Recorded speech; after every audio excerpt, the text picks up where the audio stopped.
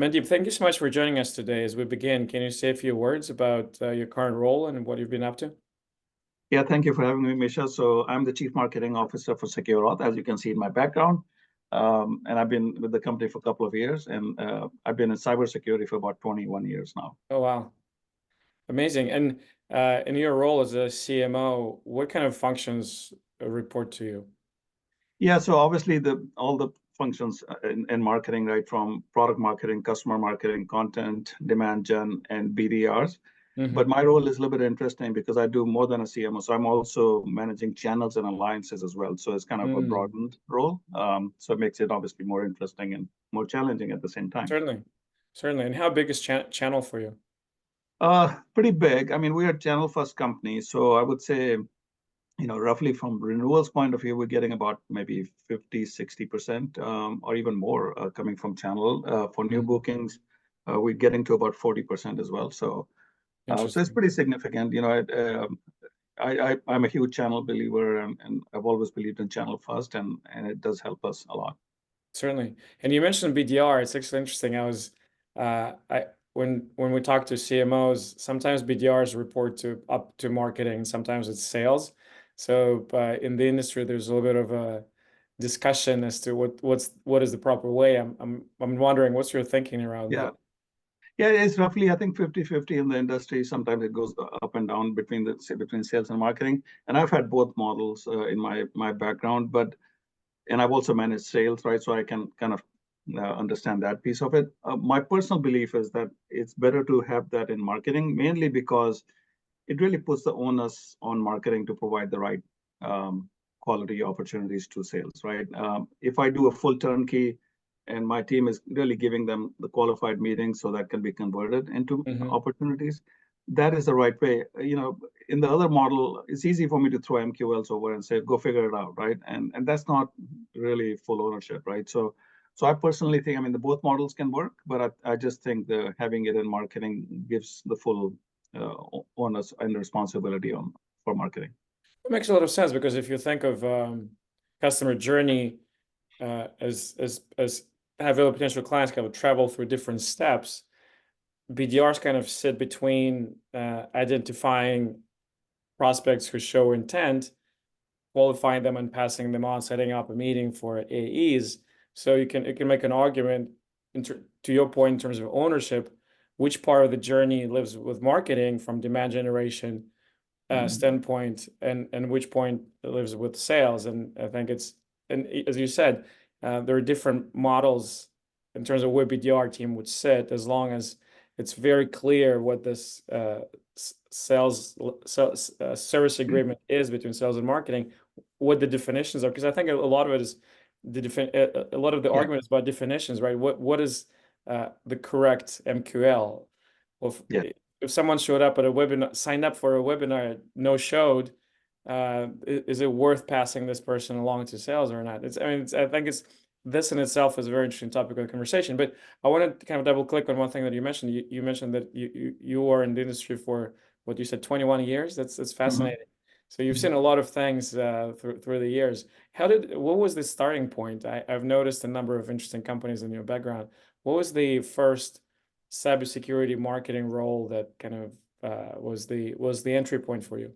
Yeah. No, no, for me, it was a very conscious decision. So I was, VP of worldwide marketing for a CRM software company and another business software before that, right? So, and I wanted to go into cybersecurity because I just felt not just from career, hey, I'll have a job forever because of cybersecurity. That was the intent. I just liked that whole area, and I just felt that there was so much potential for doing the right type of marketing in cybersecurity. Hmm. So ended up joining a large company at that time. I actually took a couple of steps below CMO role just to Mm. join cybersecurity, and that is hard to do because if no one has gone through that before, it's painful because all of a sudden you're working in a couple of roles underneath someone and you have more experience than them. It makes it very hard, but it was worth it for me because it was, I was learning about the cybersecurity industry. You got to Mhm. put aside the ego and just learn as much as you can. And then after that, I ended up in various security companies, and I pretty much, I think, covered most security companies now: email, network, cloud, application security, mobile security, and identity twice now. This is my first foray was in identity at VeriSign, and Mm-hmm. now I'm back in identity, right? So after 20 years, so it's interesting. Interesting, interesting. And from that experience, from that background, from that vantage point, what would be your advice for some of the junior professionals, maybe also looking to transition from technology marketing to cybersecurity marketing, or maybe even more upstream of that? What are the two, three things in your view they should focus on? Yeah, I think, look, cybersecurity is a very clicky space, right? And it's very unique in a lot of respects because I know I came from different business application marketing to Mm-hmm. cybersecurity.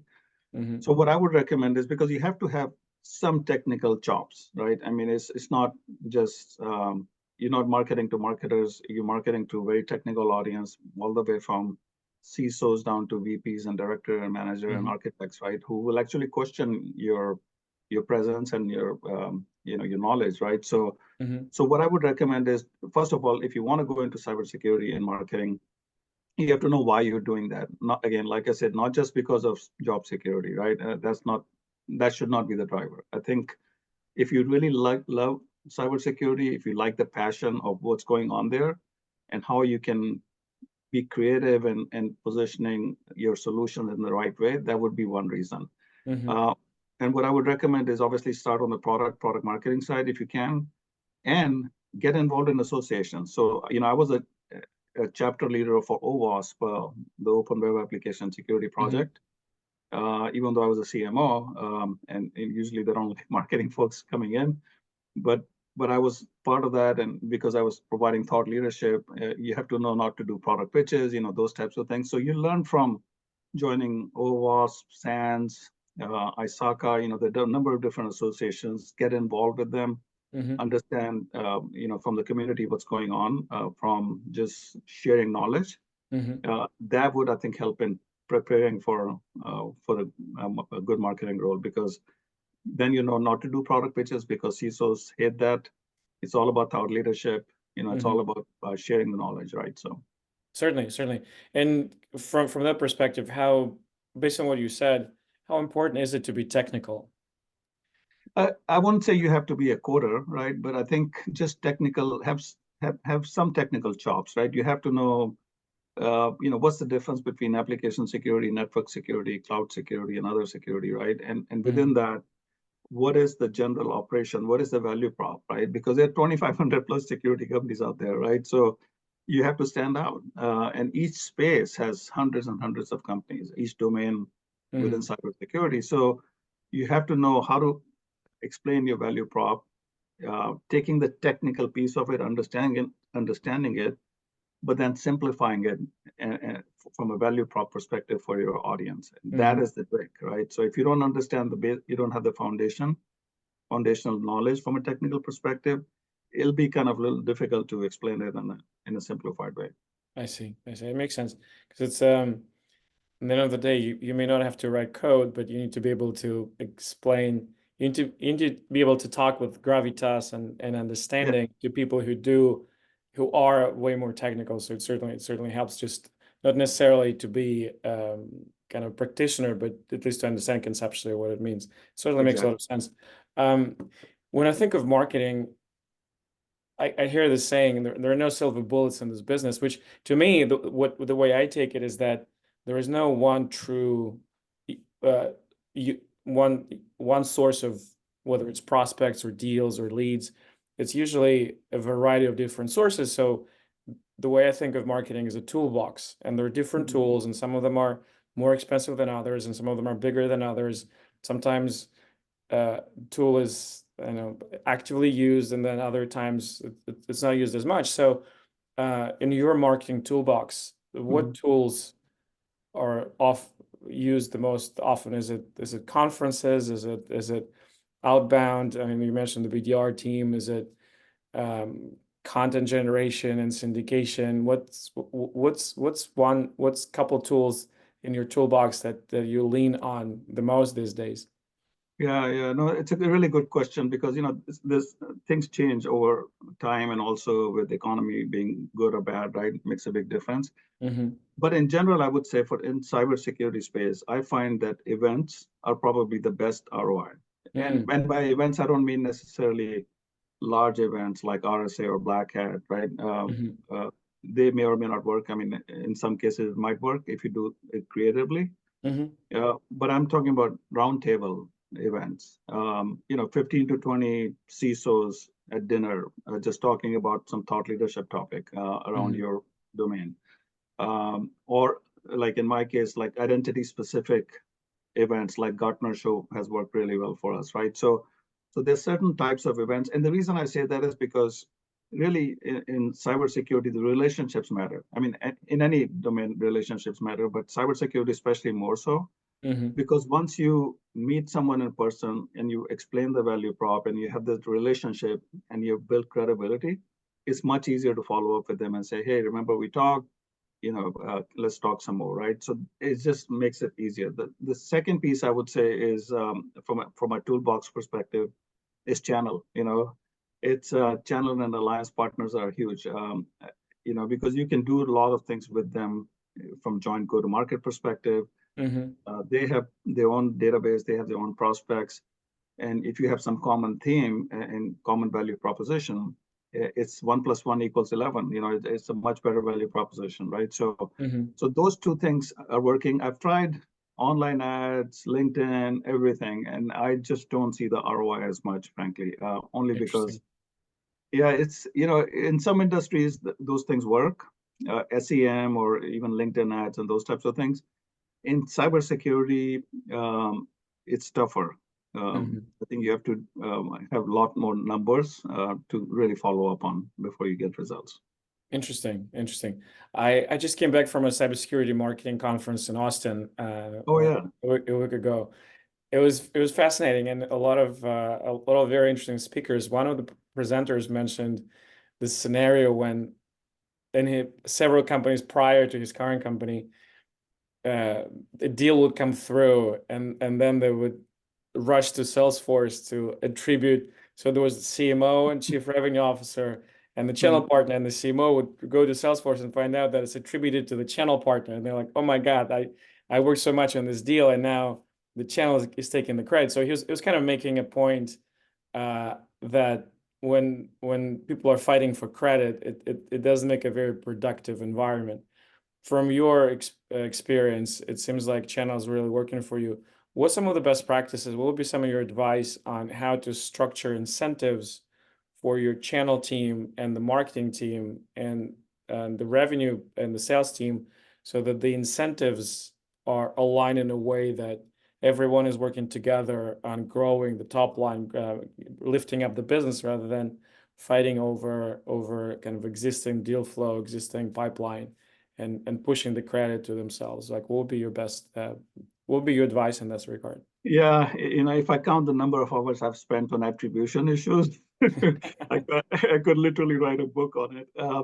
No, look, I mean, it's all about the metrics and how you create metrics within a company, right? To me, I Mm, personally believe that it should be one go-to-market pipeline metric, mm, right? And that should include marketing, sales, and channel. Of course, you have to keep track of it so you know roughly what percent, because for planning, for example, if you know that 50% of your pipeline needs to come from marketing, you need to plan based on that number, your demand gen, what do you need for the top of the funnel, what's the conversion rate, you have to be extreme quant, right? And mhm, when it comes to that. So you have to have numbers at a high level. But I think if you say, look, Mandeep is responsible for go-to-market pipeline and all the numbers, period. And then I can do internal sausage making, that's fine, right? And I can figure out, what attribution I need to have.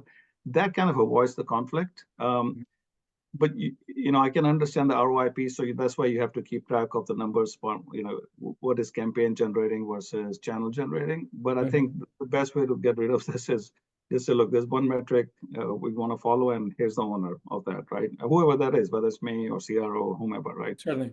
No, it makes That's sense. how I would look at it. But No, it makes sense. It makes sense. I know some companies kind of draw the line in terms of whether it's geography or say, well, channel is responsible for enterprise accounts, but mid-size and SMBs will go direct. So there's kind of main different ways how to address that. Yeah. And while we're on attribution, another interesting topic that often comes up, and actually did come up quite a bit during the conference, is attribution, not just in terms of which department internally is responsible, is taking the credit, but also attribution in terms of what generated this sales opportunity in the funnel in the first place. And one of the terms I'm hearing more and more frequently is this idea of dark funnels, Mhm. meaning that a lot of in the past, most of the channels you could see whether with the lead is consuming content, how they go through each stage of the customer journey, and you can try to influence and put the relevant content in front of them, but actually you can see there's kind of visibility in that Mhm. journey. And nowadays there's a lot more touch points. It could be maybe someone just passed by your RSA booth, read the tagline, never stopped, you never scanned the badge, and then a few days later this person had coffee with a colleague outside of a session at the conference. And then a month later, they saw a conversation on a private Slack channel, none of which is attributable. And then they go to Google and type secure auth, and Mhm. they select I want to get a demo. From your perspective, all you see is direct search on Google. They requested a demo, therefore we need to Mhm. invest more in Google, obviously, but you don't really see all those steps that happen outside of our we don't influence. Mhm. But even if we do, if it's multi-touch and spread over time, how do you assign weights? It becomes a very tricky problem to the point where some people say, well, if it's bottom of the funnel, we can attribute and we track and we measure Mhm. everything above a certain point. We just don't bother. But other people kind of try to find alternative ways to kind of get visibility in terms of attribution, different sources. What's your thinking? How do you think about this very messy, potentially messy problem? Yeah, look, I mean, as new tools come into play, things have become more complicated. But like you said, the dark funnel, especially with sixth sense and intent base, and we follow all that as well. But you're right. I mean, when someone comes in, we don't know where they're coming from. It could be from some brand awareness, from PR, whatever, right? So two things we do. One is, and I've tried this with a number of different companies.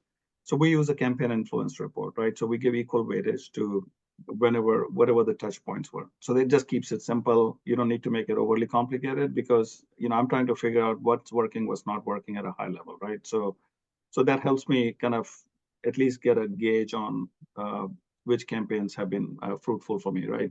Hmm. The second piece is I always ask my BDRs to ask them, like if someone comes through the website, right, or sends an email, the first time you talk to them, ask them, where did you hear about us? What motivated you to contact us, right? That to Self-attribution. me is, yeah, exactly. That to me is gold mine, right? Because now we know they might say, oh, I saw you at RSA, you guys had the bus going around uh, and your messaging was awesome. And Hmm. so I kept you in mind. And now we have a passwordless authentication project coming up. And I thought of you, right?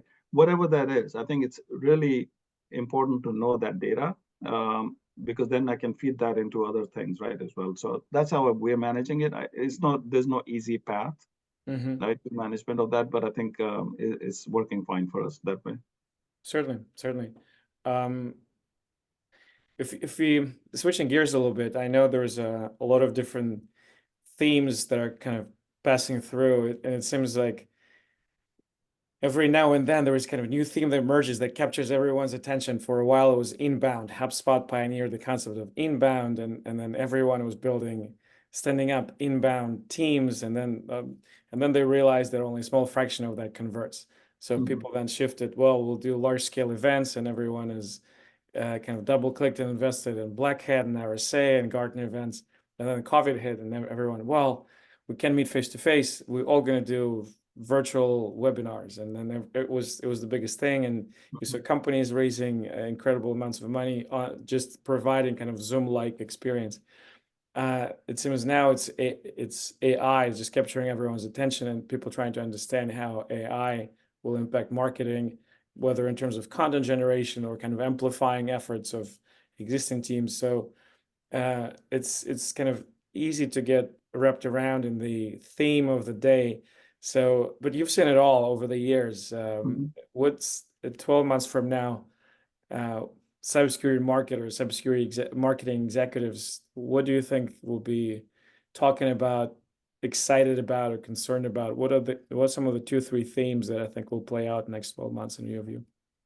Yeah, I think maybe I can break it down into two different pieces. One Mm, is uh, from a tools point of view, and one is from tools in general, and the other one is from cybersecurity point of view, right? So I think the tools point of view, I would say, uh, 12 months from now, every CMO, every marketer has to live and breathe artificial intelligence. interesting. There's no choice. Like I was telling my team, I've already asked them to start using at least for 2 use cases a month, some AI tool, and show me the productivity of that. Because look, and it's not, and I keep telling them, it's not the AI that's going to take your job. It's someone who's using AI that's going to take your job, right? So how can you be more efficient? How can you really leverage AI tools to do a lot better job, a lot bigger job, a lot more right work? So that's one piece, and I think that's coming, that's here, and it's going to just keep getting better and better and better. So we have to be prepared for it, not just for content, but for like even running campaigns, pipeline. I mean, there's all kinds of things you can create now, and I've been using it myself personally. Hmm. The second piece on the cybersecurity piece, I would say, from a marketing point of view, what's going to happen more and more is ransomware. Um, of course, identity-based attacks, and I'm not saying that because I'm an identity, but it's an 80% of attacks are happening right now through identity, and that's going to be continue to be the weakest link.